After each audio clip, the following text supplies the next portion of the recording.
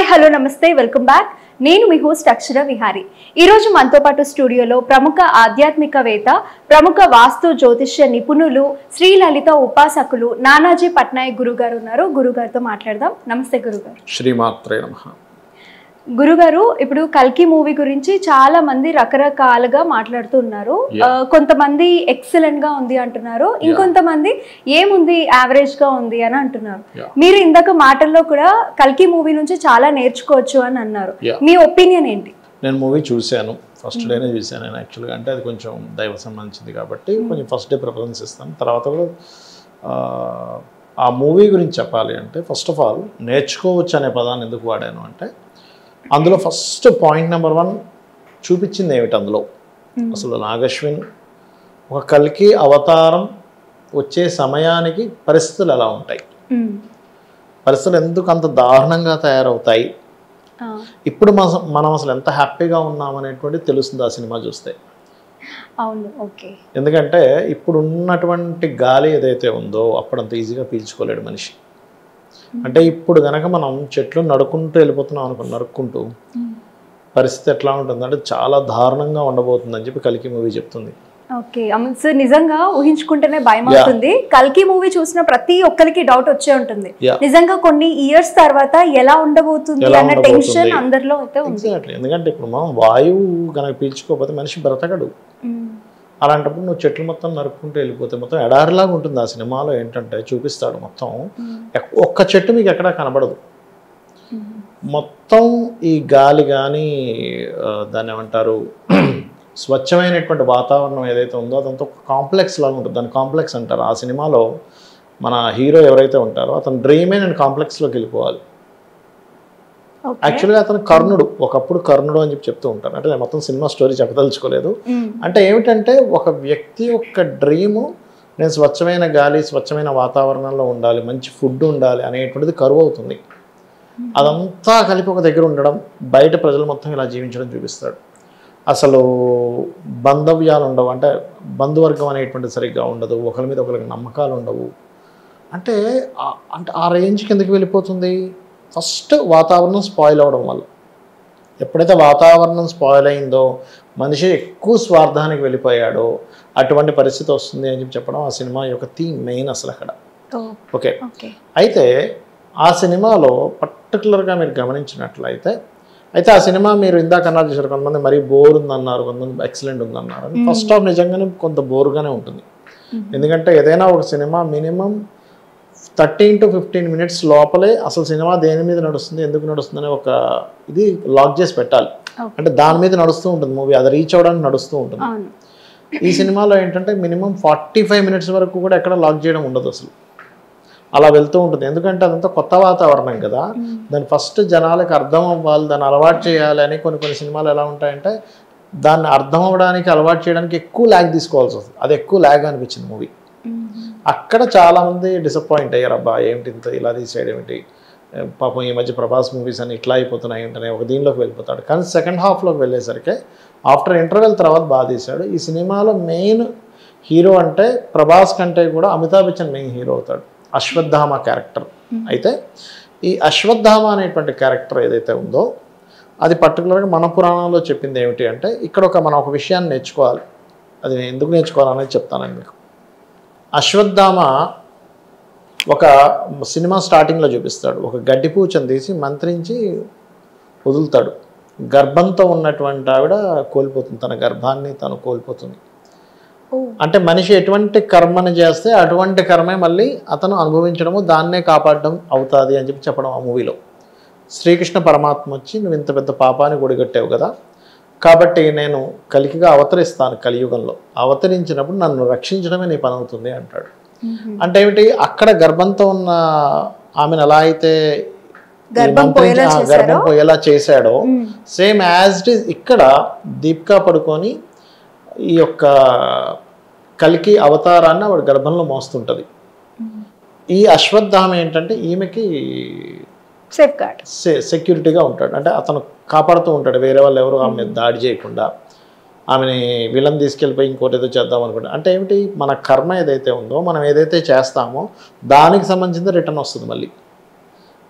అనేటువంటి చూపించాడు ఈ సినిమాలో. ఇంకోటి ఏంటంటే ఇప్పుడు చూడండి, మన హిందూ రిలేటెడ్ సంబంధించింది, మన పురాణాలకు సంబంధించింది ఇంటర్నేషనల్ వైజ్గా తీయడం అనేటువంటిది మామూలు విషయం కాదు. అదొక గర్వకారమైనటువంటి విషయమే చెప్పాలంటే. ఇది సెకండ్, అసలు ఈ ఫస్ట్ మూవీ ఏదైతే ఉందో, ఫస్ట్ ఏదైతే ఉందో, ఇది సీక్వెల్ కూడా రాబోతుంది. ఇక్కడ ఇందులో ఎక్కడ కూడా ఇంకా కలికి అవతరించలేదు. అవతరించబోయే సంఘటనలు మాత్రమే చెప్పుకుంటూ వెళ్ళాడు మొత్తం సినిమాలో. అంటే ఇక్కడ ఏమిటంటే ఆ సినిమాలో చూపిస్తాడు, ఇంకో క్యారెక్టర్ చెప్తుంది అనమాట, మేము ఇద్దరం పెళ్లి చేసుకోబోతున్నాం అంటే దీపికా పడుకోనికి తెలియదు అసలు పెళ్ళి అంటే ఏంటో. ఆ పెళ్ళి అంటే ఏమిటి అంటే అది ఒక ఓల్డ్ ట్రెడిషన్. అది ఒక ఓల్డ్ ట్రెడిషన్, ఒక అగ్ని చుట్టూ తిరుగుతాము, దాని తర్వాత ఉంటుంది అన్నప్పుడు అందులో ఒక డైలాగ్స్ ఉంటాయి చిన్న చిన్నవి. ఆ హీరోయిన్ తెలియదు అసలు, తెలియదు. ఆ చిన్న చిన్న డైలాగ్స్ భలే అందులో పెట్టాడు. అక్కడ ఏంటంటే నాకంటూ ఒక మనిషి ఉంటాడు, ఈ భుజం నాదవుతుంది అంటే మనకంటూ ఒక మనిషి ఉండడం అనేటువంటిది అంత గొప్ప విషయం అన్నట్టుగా ఒక చిన్న చిన్న డైలాగ్స్తో చెప్తాడు అక్కడ. అట్లాంటి కాన్సెప్ట్ బాగా తీసుకున్నాడు చెప్పాలంటే. కాకపోతే సినిమా ఫస్ట్ హాఫ్ లాగ్ అవ్వడం కొంచెం జనాలకు ఎక్కడానికి కొంచెం కష్టమవుతుంది, అది మెయిన్. అయితే ఈ సినిమా మొత్తం మీద మనం నేర్చుకోవాల్సింది ఏంటంటే మనం ఇప్పుడున్న పరిస్థితుల్లో చాలా హ్యాపీగా ఉన్నాము అనేటువంటిది ఎప్పుడు తెలుస్తుంది అంటే వీటిని కోల్పోతే కానీ తెలియదు జనాలకి. అందుకని ఇప్పుడున్న పరిస్థితుల్లో వీటిని మనం కాపాడుకోవాలి. ముఖ్యంగా చెట్లు ఎక్కువ పెంచాలి, వాటర్ని కలుషితం చేస్తున్నాం. ఆ సినిమాలో మొత్తం గంగాదేవి ఎండిపోయింది చూపిస్తాడు. స్వయంగా గంగాదేవి అంటే ఎవరు అసలు? ఆవిడ భూమి మీదకి వచ్చి ప్రవహిస్తుంటే మనం వాటిల్లో రకరకాలు కలిపేసి వాటర్ మొత్తం స్పాయిల్ చేస్తున్నాం. అసలు భగవంతుడిని పూజించడం అనేది ఉండదు అసలు కలికి ఆ టైంకి. ఒక సీన్లో అయితే ఒకతను కాలభైరవుని పట్టుకొని తిరుగుతుంటారు, ఒక చిన్న శిల్పం. ఇక్కడ నీకు ఈ పరిధిలో భగవంతుడిని పూజించడం నిషేధం అని తెలియదా నీకు అని అంటాడు. అటువంటి పరిస్థితి కూడా చూపిస్తాడు అక్కడ. అంటే ఏమిటంటే మనం రాను అంటే రాబోయేటువంటి ఇంకా కొన్ని సంవత్సరాల్లో అటువంటివి చూడబోతున్నాము అనేటువంటిది చూపించాడు ఆ సినిమాలో. సార్ ఇప్పుడు ఒక ఆస్ట్రాలజర్గా నేను మిమ్మల్ని అడుగుతున్నాను, నిజంగా అంటే మీకు తెలుస్తాయి, చాలా తెలుస్తాయి, ఫ్యూచర్ లో ఏం జరగబోతుందని తెలుస్తుంది, ప్రెడిక్షన్స్ కూడా బాగా చెప్పారు. సో మీరు చెప్పండి, అంటే ఇక్కడ నుంచి కొన్ని ఇయర్స్ తర్వాత ఎలా ఉండబోతుంది?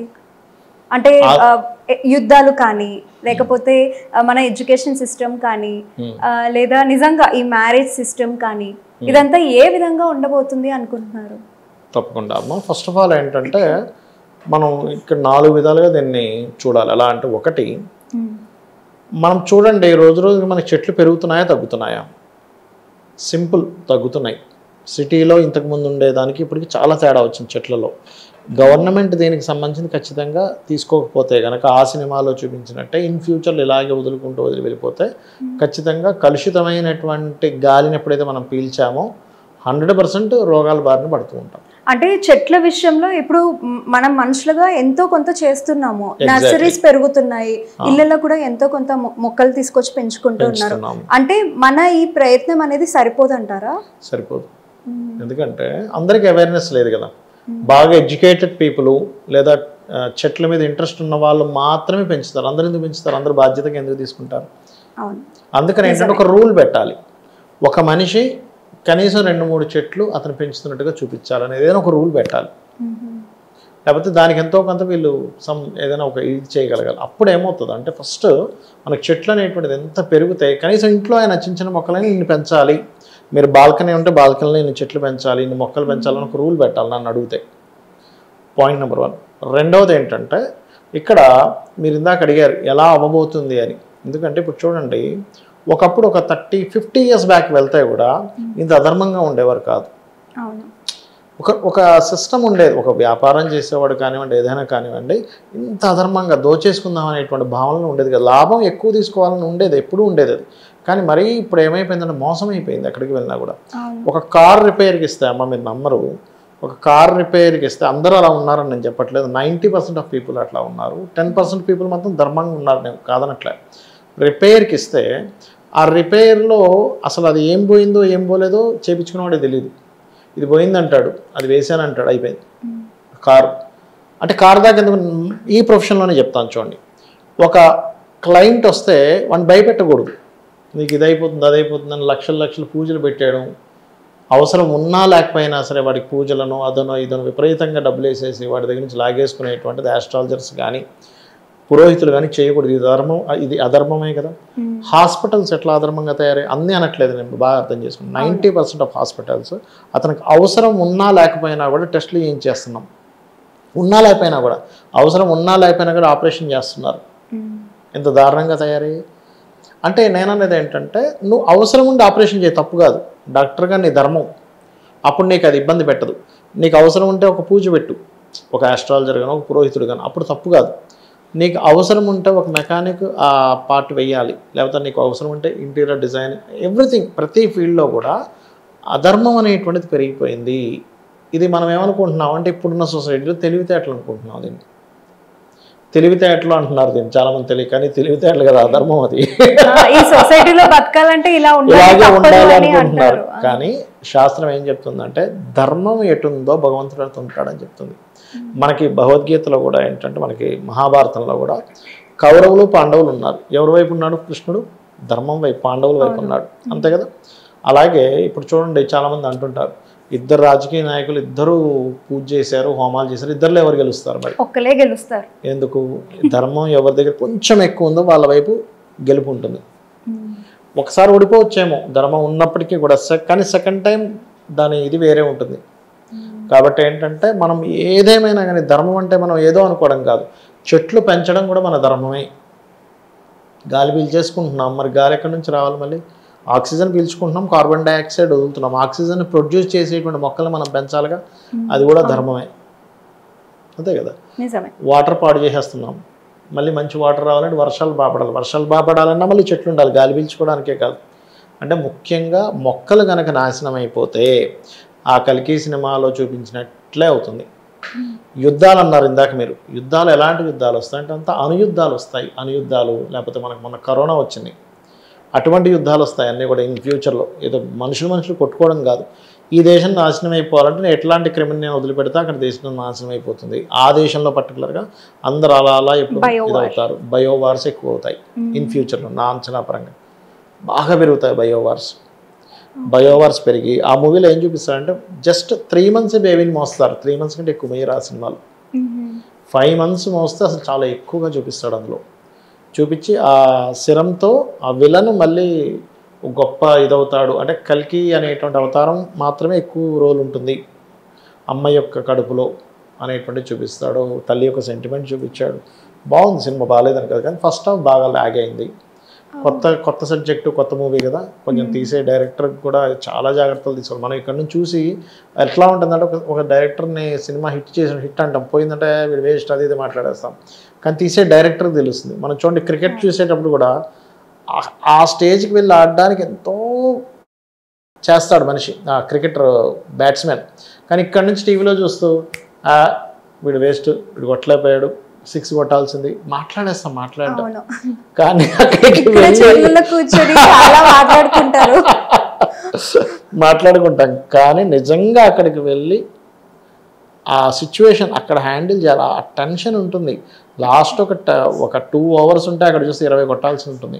అక్కడ హ్యాండిల్ చేసేవాడు మైండ్ సెట్ ఎట్లా ఉంటుంది? మాట్లాడడానికి చాలా ప్రెషర్ ఉంటుంది. అట్లా ఏంటంటే అనేకమైనటువంటి విషయాలు నేర్చుకోవడం అనేటువంటి జరుగుతుంది.